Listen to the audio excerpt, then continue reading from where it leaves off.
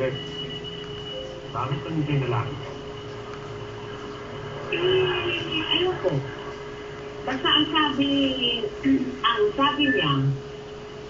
mayroon lang siyang halagang sasabihin. Ano? Bakit kailangan siya dalawa mong usap?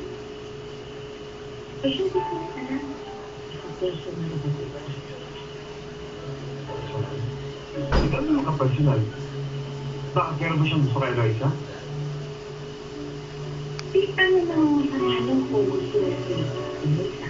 Eh, grabe naman si Eloisa eh. At binata naman si Ariel. Walang diferensya naman.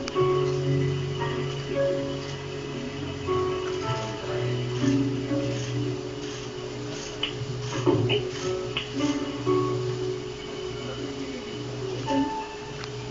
Ito.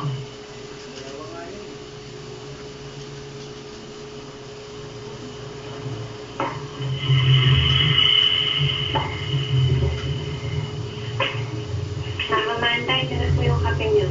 Thank you, sir. May kailangan pa po kayo sa akin. No, wala na. Wala na akong kailangan. I'll just finish my coffee. Uwi na rin ako. Sige po, if you need me, nandun lang ako sa table po.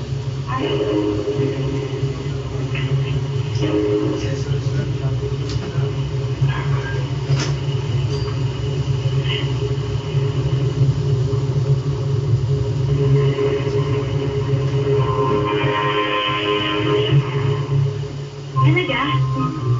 Gamitin mo pa yung ESP mo. Ano po mga nakita mo? Gustong kausapin ng ate Eloisa mo si Almira. Kaya kayo naghahanap ng medium. Tama, ang galing mo naman. Ano ba?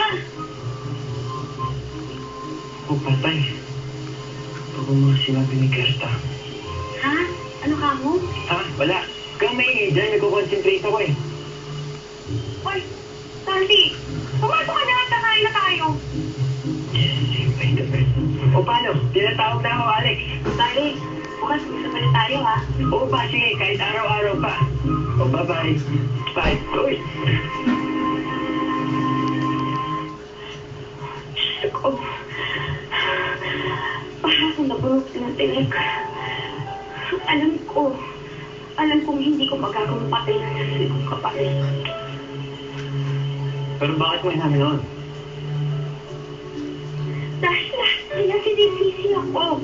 Lahat sila sinasabing ako ang pumatay kay Almira. Lahat sila yun ang sinasabi.